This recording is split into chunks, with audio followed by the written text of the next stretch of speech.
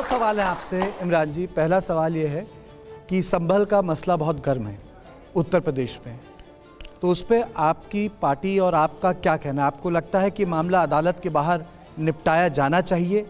और दूसरा सवाल है कि आपकी पार्टी एक ज़माने में लोग कहते थे कि जात पे ना पात पे, इंदिरा जी की बात पे मोहर लगेगी हाथ पे, और अब ये राष्ट्रीय पार्टी जाति पे वोट मांग रही है। ये दो सवाल मैं आपसे पूछ रहा हूँ। पहली बात तो ये कि कांग्रेस पार्टी जाति पे वोट नहीं मांग रही। आपका पहला सवाल है कि संभल के मुद्दे पे आपका क्या कहना। यहाँ तमाम युवा साथी बैठे हैं, हम किस धर्म से हैं, किस मजहब से हैं, इससे हट के एक बात मैं कहना चाहता हूँ कि संभल के मुद्दे का हल कैसे होना चाहिए। इससे महत्वपूर्ण यह है कि वो जो 5 नौजवान मारे गए उनके बारे में तो कोई बात ही नहीं कर रहा है। ऐसा नैरेटिव बना दिया गया कि चर्चा जो है ये हो रही है कि आज पुलिस प्रशासन ने ये बयान दिया, आज ये दिया। जिस दिन से वो 5 बच्चे, नौजवान बच्चे, न साजिश थी न कोई जंग का ऐलान लिखा था, बुझी आंखों में एक मासूम सा अरमान लिखा था, जिसे दंगाई कह के सीधे गोली मार दी तुमने, उसी मजदूर के सीने पे हिंदुस्तान लिखा था। मैं बहुत भावुक हूं। क्या किसी ने एक संवेदना का शब्द, सत्ता में बैठे हुए किसी एक व्यक्ति ने एक संवेदना का शब्द बोला है? 5 लाशें उठी हैं। इधर 26 नवंबर को महामहिम राष्ट्रपति महोदया संसद में भाषण दे रही थी, मैं सामने बैठा हुआ था, और 162 किलोमीटर दूर संसद से संभल में 5 जनाजे एक साथ उठ रहे थे। छोड़ दीजिए वो हिंदू थे या मुसलमान थे, विजुअल हैं इस बात के ना कि पुलिस गोली चला रही थी। मैं भी यहां बैठ के बात कह रहा हूं। अगर पुलिस ये कहती है कि वो पत्थर मार रहे थे, तो उन लड़कों को किसने मारा उसका विजुअल आपके पास कहां है? पुलिस जो नैरेटिव बना दे, डीएम प्रेस कॉन्फ्रेंस कर रहे हैं, कमिश्नर प्रेस कॉन्फ्रेंस कर रहे हैं, सत्ता के शीर्ष पे बैठे एक शब्द नहीं बोल रहे हैं। क्या इंसानों की जान की कोई कीमत नहीं है? सदियों से यहीं पर रहता है, जाने कितने दुख सहता है। भीगी पलकों से एक बेटा भारत मां से ये कहता है, पुरखे हम सबके गोद में तेरी खाक ओढ़ के लेटे हैं, मां हम भी तेरे बेटे हैं, है ना? इमरान साहब, बीजेपी कह रही है, इस पे कोई बात ही नहीं कर रहा है। मुझे हैरत है, ये निकल आया, वो निकल आया।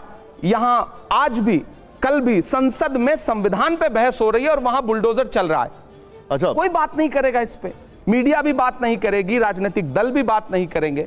कितना मतलब, मैं एक बतौर इंसान, एक देश का एक जिम्मेदार नागरिक, पढ़ा लिखा व्यक्ति, मैं सवाल पूछता हूं, सत्ता क्यों चुप है? संवेदना के एक शब्द भी क्यों नहीं? हमारी पार्टी का स्टैंड क्लियर है। राहुल गांधी जी गए, जा रहे थे, उनको जाने नहीं दिया गया। नेता प्रतिपक्ष को क्या अब यह भी अधिकार नहीं रह गया है कि वो जाकर के पीड़ितों से मिल सके? मुझे देश से पूछना है, क्यों नहीं मिलने देंगे? क्या छुपाना चाहते हैं? आपने राहुल गांधी का जिक्र किया, वो पीड़ित परिवार के साथ मिलना चाह रहे थे। यहां पर बीजेपी बार बार यह आरोप लगा रही है कि कांग्रेस एक लाइन नहीं ले रही, वो ये नहीं बता रही कि आखिर वो है किसके साथ। भाजपा किसके साथ है, सवाल मेरा है। सरकार किसके साथ है? नहीं, वो तो खुल के कह रहे हैं कि हम मंदिर के साथ। हाथ रख करके कसम खाने वाले लोग किसके साथ खड़े हैं? संविधान के साथ, या किसी धर्म के साथ, किसी इंसान के साथ, किसी जाति के साथ, किसी मजहब के साथ? इंसान के साथ क्यों नहीं है? पीड़ितों के साथ क्यों नहीं? योगी जी कह रहे हैं खुलकर कि अगर वहां पर विष्णु का 10वां अवतार होगा तो हम वहां पर उसी के साथ हैं। अवतार हो, उससे किसको इनकार हो सकता है? भगवान का अस्तित्व सब स्वीकार करते हैं, लेकिन इंसान का अस्तित्व भी तो स्वीकार करिए सत्ताधीश महोदय। ठीक है, राशिद साहब। इमरान साहब, आप एक बहुत ही लोकप्रिय शायर हैं। आपने राजनीति में कुछ चुनौतियां देखते हुए आप उसमें सामने आए और आप उसको, कांग्रेस ने आपको राज्यसभा में महाराष्ट्र से आपको लेके आई। लेकिन क्या वजह है कि आपने मोहब्बत की दुकान शामिल करी, मोहब्बत की दुकान में आप शामिल हुए और उस बात को आपने आगे बढ़ाया, लेकिन जब बटेंगे तो कटेंगे की बात आई महाराष्ट्र में और एक है सेफ है, वहाँ जो कांग्रेस का पूरा ये जो मोहब्बत की दुकान थी वो एक तरीके से बैठ गई, फ्लॉप हो गई। आप एक लोगों के बीच में जाते हैं, आपने वहाँ सभाएं भी की थी, लोग भी आए थे, क्या वजह आपको नज़र आती है कि आपकी दुकान नहीं चली और बटेंगे वो कटेंगे वो चल गया? बहुत शुक्रिया रशीद किदवई साहब, बहुत सीनियर हैं, कई बड़ी किताबें लिखी हैं उन्होंने, राजनीति के बड़े जानकार हैं। देखिए, मैं आया, मोहब्बत की दुकान में शामिल हुआ। मैं खुद को खुशनसीब समझता हूं कि मैं नफ़रत की दुकान में शामिल नहीं हुआ, और किसी को भी नफ़रत की दुकान की तरफ नहीं जाना चाहिए, वो राजनीति हो या कोई भी क्षेत्र हो। मैं मोहब्बत की दुकान की तरफ शामिल हुआ। आप क्या कहना है कि महाराष्ट्र में वो दुकान क्यों नहीं चली? हाँ, नहीं चली। मैं भी हैरान हूँ। मैंने 30 के आसपास सभाएं की। मैं झारखंड में भी चुनाव प्रचार में था, और मुझे तो ग्राउंड पे झंडे भी नहीं दिख रहे थे जो पार्टी अभी वहां सत्ता में आई है। सच्चाई है, जो क्राउड उमड़ के आ रहा था, लोग स्वतः जिस तरह से सामने आ रहे थे, हम सब आशान्वित थे। हरियाणा का रिजल्ट तो सत्ता जिनकी आई है उनके लोगों को हजम नहीं हो रहा है कि हम कैसे जीत गए। हरियाणा में भी मैं चुनाव प्रचार में था, तो कुल मिला के वो रिजल्ट सब वहां के गांव के लोग प्रोटेस्ट कर रहे हैं। ऐसे ऐसे गांव हैं, मैं चूंकि वहां से सांसद हूं महाराष्ट्र से, वो खुद कह रहे हैं कि भाई पूरे के पूरे गांव ने, अधिकांश लोगों ने कांग्रेस को वोट दिया, शिवसेना उद्धव ठाकरे गुट के लोगों को वोट दिया, वो वोट गए कहां?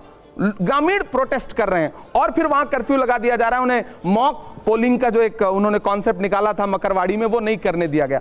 हम भी हैरान हैं। दूसरी बात यह कि मोहब्बत की दुकान अगर एक बार नहीं खुल सकी या मोहब्बत के फूल अगर मुरझा गए, तो फिर इसका मतलब ये थोड़ी है कि हम पतझड़ के साथ चले जाएंगे। हम फिर से बहारें लाने की कोशिश करेंगे, हम फिर से फूल खिलाने की कोशिश करेंगे। ये तो एक मुसलसल जंग है, ये नफरत और मोहब्बत के बीच एक जंग है। अगर हम यहाँ तमाम युवा साथी बैठे हैं, आपका पहला प्यार अगर कहीं से आपसे रूठ जाता है, दूर हो जाता है, तो जिंदगी खत्म थोड़ी हो जाती है। हम आगे बढ़ते हैं, नए प्यार तलाशने की कोशिश करते हैं।